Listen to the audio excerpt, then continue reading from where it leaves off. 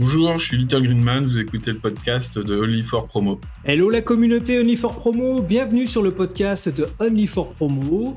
Nouvel entretien, nouvelle interview, aujourd'hui avec un DJ, producteur, mais il fait plein de choses, c'est une personne qui est très complète au niveau artistique.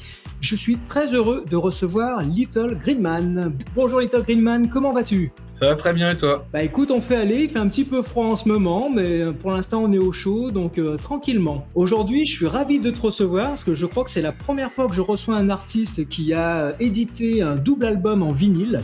Donc tu vas nous dire comment ça s'est passé, comment s'appelle cet album, où il est diffusé. Raconte-nous un petit peu l'historique et l'histoire de la création de cet album vinyle. Cette histoire, c'est moi je suis un passionné de vinyle, donc m'étant mis à la production, ayant contacté plusieurs labels sans réponse, il y a un moment je me suis décidé de le faire par moi-même. Donc ça a été d'abord une étape de choix de morceaux, de mastering, qui a été fait par Stéphane Dry, alias Scanix, qui m'a été mis en contact par un ami Yann Mouchel.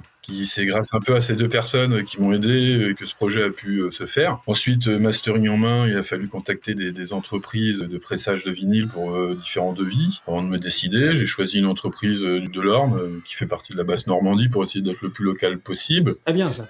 Choisir la pochette, choisir les titres, les déclarer à la SACEM, demander un droit de pressage parce que l'entreprise que j'ai choisie fonctionne avec un droit de pressage. Une fois tout ça réglé, ils ont lancé le tirage. Le seul point qu'il n'y avait pas sur le devis, c'est que j'ai pas de test presse. Tu peux nous expliquer ce que c'est, le test presse ? En fait, c'est t'envoies les mastering, avant d'envoyer la série, ils t'envoient une copie pour voir si ça te convient. D'accord. Si le morceau sonne comme tu veux, en fait, voilà, par rapport au mastering. Donc là, tu as découvert au moment où tu as reçu les vinyles, la qualité, la pochette. Ouais, voilà, c'est ça. Ça a été un peu confiance totale aussi bien auprès de Stéphane pour le mastering et l'entreprise. Après, l'entreprise travaille avec les majors, Sony Music, Universal Music. Dans mon catalogue, je les ai pas choisis non plus par hasard. Oui, c'est pas des débutants, c'est ce que tu veux nous dire. C'est ça. Et Stéphane aussi, j'ai eu confiance en son travail. C'est pas un lapin de 6 semaines, comme on dit.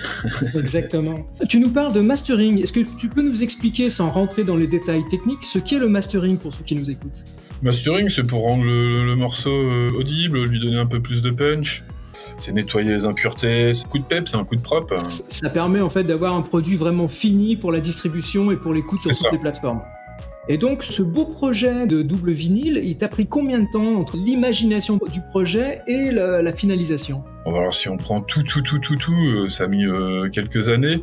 Ah mais oui. Sinon, au moment où j'ai eu les mastering en main, ça m'a pris 9 mois, le temps de faire les devis, de choisir. J'ai eu quelques erreurs de parcours étant débutant, c'était mon premier. J'imagine. Par exemple, l'entreprise vous envoie une feuille où vous remplissez les faces, les titres que vous choisissez, et après vous envoyez les fichiers audio. Moi, il y a une inversion entre la feuille que je leur ai envoyée et le dossier, donc du coup, il a fallu recommencer. Et ça prend toujours du retard parce que le temps qu'on renvoie, le temps qu'ils récupèrent, eux, ils passent à d'autres projets, ils n'ont pas que moi à traiter. Quelques petites erreurs comme ça, sur la pochette aussi, ils vous envoient un gabarit en fait, pour la pochette et les macarons avec des dimensions à pas dépasser parce qu'il y a de la découpe, ils donnent une marge de sécurité tout simplement. Qu'est-ce qu'on écoute sur ce double album comme style de musique ? Alors c'est un petit voyage musical, une base house, mais chaque morceau a ses petites influences. Ça peut être un peu reggae dub, jazz, funk, hip-hop, trip-hop. Il y a un morceau à la fin qui est complètement trip-hop, un peu disco. Tous les autres sont plus house, mais avec des influences diverses. Voilà, j'adore la musique, j'ai commencé à mixer à l'âge de 16 ans. Voilà, j'aime de tout, moi. Donc tu es DJ à la base. Tu as fait où tes armes de DJ ? Tu as travaillé dans des clubs, tu as fait de la sonorisation mobile ? J'ai commencé en free party, moi. J'ai commencé à jouer de la tribe et du hardcore. Arrivé à un certain âge, ça m'intéressait plus. J'ai découvert la house, la techno et la jungle, où j'étais beaucoup plus attiré, surtout par la house. La possibilité de pouvoir intégrer différents styles musicaux qui m'a intéressé quand surtout je me suis mis à la production. Aussi le changement de nom, parce qu'avant je m'appelais le Farfadet et puis après je suis passé au nom de Little Greenman. C'est bien que tu nous dises que tu as changé de nom, parce que Little Greenman, ça vient d'où exactement ? Ça vient d'une photo que j'avais prise quand j'ai passé une audition, quand j'avais fait une école de DJ. On était 2 à passer une audition dans l'un, dans une boîte de nuit, je crois que c'est la Clé des Champs que ça s'appelait. Au moment dans la salle techno, parce qu'il y avait 3-4 salles, le DJ nous montre toutes ses lights. Mon adversaire, au bout d'un moment, vient vers moi, ça faisait une silhouette, j'ai pris une photo. De cette photo-là, il y avait un fond vert avec une silhouette, petite lumière au fond, ça me faisait penser un peu à un extraterrestre qui descendait d'un vaisseau, donc je voulais pas donner un nom français avec petit homme vert. Je suis parti sur de l'anglais, ça m'a donné Little Green Man. Et il me semble qu'on retrouve ce visuel sur ton double album, si je dis pas de bêtises. Le verso de la pochette où il y a les titres, il y a la silhouette qui est tirée de cette fameuse photo, qui est devenue mon logo aussi, j'utilise comme logo. Tout ça, Little Green Man est né, quoi. Et ceux qui nous écoutent, donc on parle de vinyle, tout ça, mais s'ils veulent acheter ce vinyle, ils font comment ? Alors ils peuvent me contacter par MSN, d'abord amis par Facebook et puis après par MSN. Je leur enverrai par Chronopost, ce genre de choses. Sinon, pour les canets, ils peuvent sur différents magasins, rue R6 de Caumont, rue de Bossel, rue de la Miséricorde, 3 magasins où je les ai mis en dépôt-vente. Tu as déjà vendu une bonne quantité de double LP ou il t'en reste encore beaucoup à vendre ? Il m'en reste plus que ce que j'ai vendu, j'en ai vendu une petite vingtaine. Sur combien d'exemplaires à la base ? J'en ai fait 100. 100 exemplaires, d'accord. Est-ce que tu peux nous dire, parce que je pense que c'est une information qui est intéressante, le budget global pour la création et le pressage de 100 vinyles, ça coûte combien aujourd'hui ? Là, moi, pour 100 exemplaires, double vinyle, avec mastering, droit de pressage, SACEM, plus le tirage, j'en ai eu quasiment pour 3 000 €. Donc c'est un paramètre intéressant pour les artistes qui nous écoutent, parce que c'est vrai que le vinyle est redevenu un petit peu entre guillemets à la mode, puis c'est devenu un objet un peu collector. Si quelqu'un veut faire un pressage vinyle en tant qu'artiste, vous savez qu'il existe des sociétés qui font des pressages en petites séries, mais par contre n'oubliez pas le travail en amont de ce qu'on disait tout à l'heure, le mastering, la pochette, il y a beaucoup de choses à faire, beaucoup de paramètres à prendre en compte avant de se lancer dans l'aventure, je pense. Ça m'a pris quelques années avant de te lancer. De décider de mettre les sous de côté parce que je me suis autoproduit. On va parler justement d'autoproduction parce que c'est un mot assez général. Ça englobe quoi l'autoproduction ? Ça veut dire que tu n'as pas de label en fait. Le disque sort sous aucun label. C'est moi qui ai tout financé, de la production des morceaux jusqu'au mastering et de payer les droits de pressage aussi. Oui, c'est vraiment le projet global en fait. De l'imagination jusqu'à la finalisation et le pressage du vinyle, tu as vraiment participé à toutes les étapes en fait. C'est ça. Il y a juste sur la pochette où ma compagne m'a beaucoup aidé dans le sens où elle est un peu plus graphiste que moi. D'accord. Moi, je lui ai donné de la photo qui est sur la face, où c'est mes 3 frères, parce que voilà, elle me tenait à cœur, c'est un projet personnel. Et c'est elle qui a fait un peu la mise en page. Le logo, c'est elle qui l'a mis en page, et c'est moi qui ai tout écrit. Un vrai projet familial, pour le coup. Voilà, ouais. Pour des personnes qui voudraient découvrir l'univers de Little Green Man, est-ce qu'on peut te retrouver sur d'autres plateformes téléchargement ou d'achat en ligne, par exemple ? Oui, je suis sur Bandcamp, SoundCloud, YouTube, Beatport, Spotify, Deezer. Et là, pour le coup, j'imagine que tu as travaillé avec des labels. Oui, là, pour les plateformes, je suis sur différents labels. Il y a La Rue des Trois Rois, Paradise Music, il y a SLG Music, Sillon Record. Sillon Record, c'est un label de l'association que je fais partie d'un collectif de DJ des Vagues Électro, collectif Canet. SLG, c'est de la Manche. Paradise Music où je les ai contactés comme La Rue des Trois Rois et ça a matché. J'ai envoyé quelques démos, ça a plu. Avec La Rue des Trois Rois, j'ai sorti des EP House et aussi un album Jungle sur Radio Bombe 3D qui est un sous-label dédié à la jungle. D'avoir une confiance comme ça aveuglément de leur part, c'est génial. Ils sont super open, ils acceptent de tout.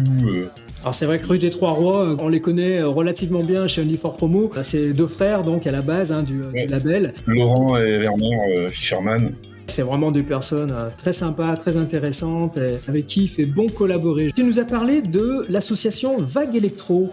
Si je ne dis pas de bêtises, tu peux nous en dire un petit peu plus ? C'est une association de collectifs Canet que j'ai rencontré parce qu'ils font tous les étés une tournée sur les plages du Calvados et de la Manche. Et puis j'ai joué 1 année, 2 années de suite avec eux. La 2e année, j'ai sorti sous Sillon Record le 2e EP du label et j'ai demandé d'intégrer l'asso parce que c'est pas juste un collectif. L'été, on récolte des fonds et on reverse à une association Surfrider, qui est une association qui fait des études sur les déchets sur les plages. Donc il y a un vrai lien musique et écologie avec cette association. C'est ça. Ça t'a permis de rencontrer également d'autres DJ, d'autres producteurs de musique et peut-être aboutir à des collaborations. C'est ça, il y a Basic 96 qui est le fondateur du label Sillon Record avec qui j'ai déjà fait des remixes pour lui. produits. J'ai même fait des clips parce que ça m'arrive de faire des clips en stop motion, j'en ai fait quelques-uns. Ça, c'est une autre activité apparemment que tu fais en plus de la musique, le slow motion, c'est ça? Non, stop motion. C'est de l'image par image et après on va les faire lire par un nombre de photos par un temps donné qui va donner un mouvement. Par exemple, il y a voilà, c'est Gromit qui est fait comme ça, comme dessin animé, si ça peut donner une idée aux gens. Et du coup, ça permet de faire un peu ce qu'on veut, faire vivre des personnages totalement imaginaires ou alors prendre des personnages de manga connus et puis leur faire faire ce qu'on veut. Moi, je préfère les faire danser que les faire se battre. Voilà, ça c'est un choix. Puis ça m'amuse, ça m'occupe. C'est une continuité avec ma musique. Je fais aussi bien la musique que le clip. Je vois que t'es quand même beaucoup influencé par différents arts. Ouais, j'aime beaucoup le cinéma. J'ai fait un de mes clips, c'est un hommage au film Alien parce que je suis grand fan. J'ai chopé la main, j'ai acheté plein de trucs pour faire le clip. Et ces influences de cinéma, est-ce que tu t'en sers dans tes productions? Est-ce que tu insères des samples, par exemple, de musique de film? Non, très peu. J'utilise beaucoup de samples. C'est pas forcément utilisé ou ça vient de films. Ça peut être des samples classiques, jazz, funk, ça peut être des voix, parfois hip-hop. C'est bien que tu me parles de samples parce que du coup, ça nous ouvre les yeux sur ta façon de travailler la musique. Tu travailles comment? À la maison? T'as un home studio à la maison? Ouais, c'est ça. Dans ma chambre à coucher, j'ai un PC avec un petit clavier Akai MPK mini et puis mon écran, mes enceintes monitoring. Et je suis sur Cubase, comme je fais de la MAO. Tu ne collabores pas, par exemple, avec des musiciens? Non, les samples, j'ai chope à droite, à gauche, sur Internet. J'écoute, ça me plaît, ça me donne une idée. Du sample, je construis un morceau. Quand j'ai utilisé un sample de guitare, mais que j'ai pas de basse, je vais faire la basse par les VST. Alors, si j'arrive à tout trouver, je mets tout en boîte et puis voilà. Toutes ces influences musicales, donc tu nous as parlé de jazz, tu nous as parlé de plein de styles de musique. Est-ce que tu sors beaucoup en concert, voir justement des groupes de musique? Ça m'arrive. Ouais, l'été, déjà avec les vagues électro, des fois on joue dans des festivals, donc ça nous permet d'assister aussi à des concerts. On a quelques festivals. On a Beauregard, qui est un gros festival sur 3-4 jours, avec des gros artistes qui viennent. Portishead, Sting, Gorillaz. Gros festival avec des belles têtes d'affiche. Ah oui, Chemical Brothers. Et puis c'est ouvert, c'est vraiment intergénérationnel, c'est ça qui est excellent en fait. Et tu participes simplement en tant que spectateur ou tu participes aussi à Beauregard. On a les Grandes Marées, où là on est DJ, on fait l'ouverture et puis la fermeture du festival. On a fait aussi Cabourg Mon Amour, qui est un petit festival après le festival de films de Cabourg Mon Amour, qui est au moment de la fête de la musique. Pareil, l'ouverture du festival, c'était une première cette année, à voir si ça va continuer. Et sinon, tu continues à mixer en tant que DJ dans certains établissements? Oui, on fait beaucoup de bars, de salles-concerts sur Caen. On a plus de salles-concerts que des clubs. Donc il y a beaucoup de bars, donc ils sont un peu ouverts au DJ set. Donc ça nous permet de pouvoir s'exprimer pendant l'hiver, printemps, automne. Et puis peut-être que pendant tes sessions DJ, peut-être que tu mixes aussi certaines de tes productions? Ça m'arrive, oui. Des fois, je fais des full productions. C'est rare que j'incorpore un morceau à moi. Si je joue production, c'est full. La question qui fâche beaucoup de nos amis DJ, c'est plutôt vinyle ou plutôt numérique tes mix? Ah, moi je suis très vinyle, je fais partie de 2 assos. Il y a Wax Attack aussi que j'ai rencontré sur une association caennaise qui sont full vinyle. Je me suis mis au numérique par la force des choses, simplicité, de pouvoir jouer déjà aussi mes productions avant de se dire tiens je vais les présenter, je sais que ça va plaire, c'est l'avantage. Ça coûte cher de presser un vinyle, donc jouer numérique quand on est full production c'est sympa. Surtout de voir les gens danser sur ces productions. C'est une belle récompense, la plus belle même. On a parlé production, on a parlé DJ, on a parlé un peu les arts en général. Est-ce que tu as des projets spécifiques pour 2025 dans n'importe quel domaine?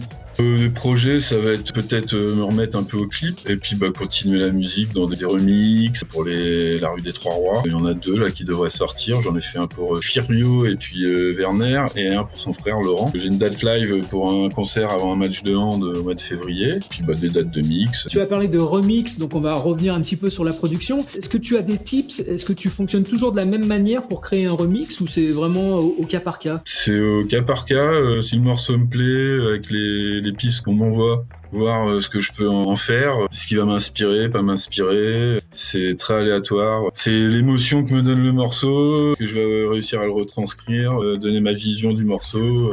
Tu as déjà une bonne playlist de production Little Green Man déjà? Ah ouais, j'ai calculé, si je reprends tous mes morceaux, là, je crois que je peux faire quasiment 10 albums. Je sais également que tu aimes beaucoup le théâtre, et notamment l'improvisation. Est-ce que tu peux nous en parler?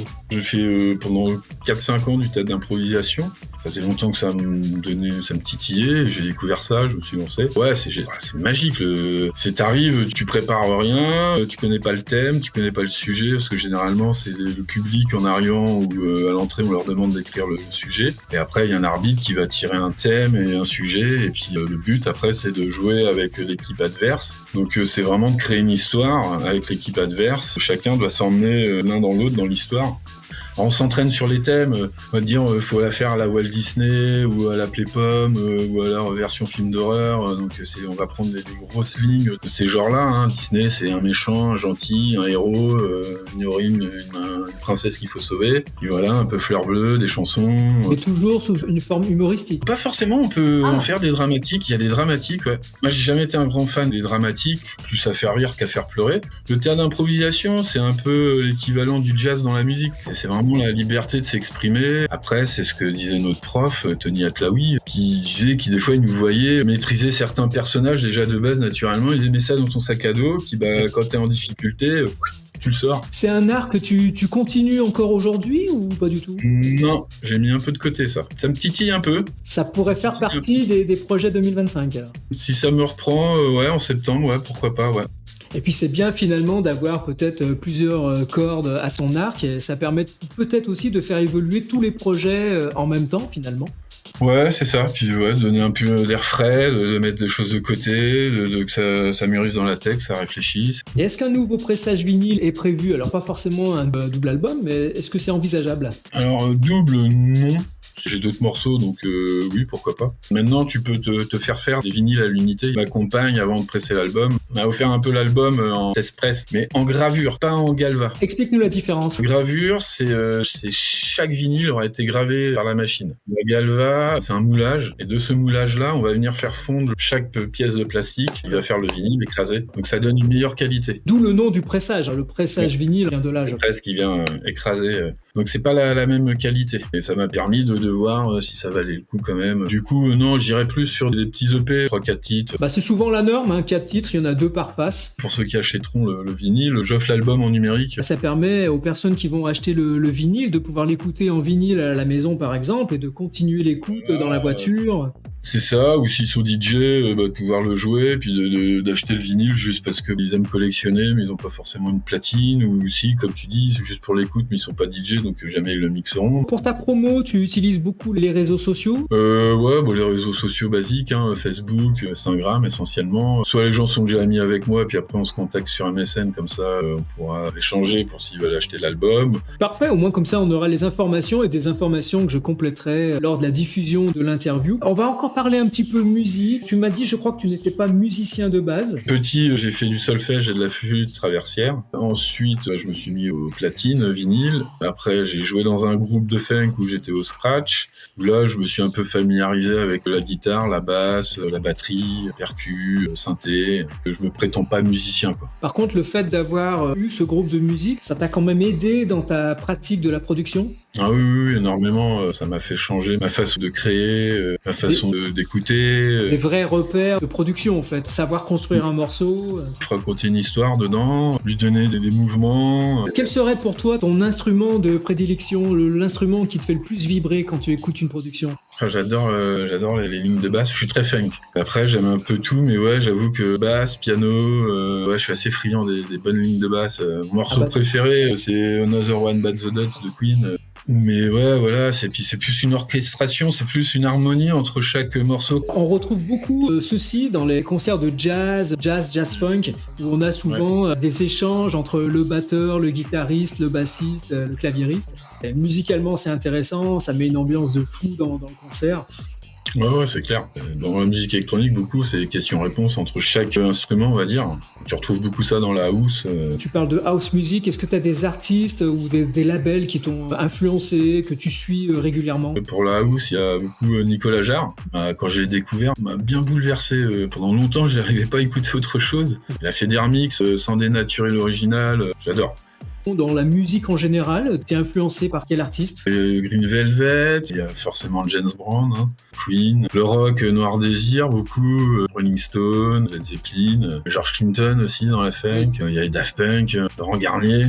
Si tu avais un conseil à donner à quelqu'un qui démarre dans la musique, au niveau de l'achat de matériel, au niveau des réseaux sociaux, la priorité, ça serait quoi pour toi? Bah, priorité en achat de matériel, un bon PC qui va suivre et qui va lui durer dans le temps. Après, le choix des logiciels, ça va être au feeling. Hein. Il y a Cubase, parce que moi j'ai grandi avec ça. Après, il y a Ableton. Et puis après, bah, c'est surtout faire ce qu'il a envie, ce qu'il aime, de pas hésiter à diffuser. Parce que maintenant, avec les réseaux sociaux, ça va vite. Mais surtout, faire de la musique pour soi, avant tout. Eh ben, écoute, on a passé un très très bon moment. Si tu as d'autres informations à nous communiquer pour les jours, les mois à venir, si tu veux te faire une promotion particulière, n'hésite pas, on est là pour ça. Bah, il y a déjà mon album vinyle que vous pourrez trouver sur les réseaux sociaux. Après, bah, c'est des remerciements. Merci encore à Yann Mouchel et Scanix pour m'avoir aidé pour réaliser ce projet. Merci au label La Rue des Trois Rois, Paradise Music, Sillon Records, SLG Music. Et puis, bah, des dates, ça va arriver au compte-gouttes. Là, c'est les fêtes, donc c'est un peu en stand-by. Ça va revenir, comme je disais tout à l'heure, là, c'est le mois de février pour le moment, pour un live, full compo, donc ça va être intéressant. Et puis après, bah, les dates vont venir jusqu'à la saison prochaine, été, où là, ça va repartir pendant juillet-août. Merci aussi à All Unifor Promo pour l'invitation, pour ce petit moment de partage musical. Et avec grand grand plaisir, et j'essaierai de mettre un maximum d'informations dans les lignes de commentaires qui vont accompagner cette interview. Little Green Man, je te remercie grandement d'avoir participé à ce podcast All Unifor Promo. Et je te dis à très très vite. Merci à toi Thierry, à très Merci. vite. Ciao.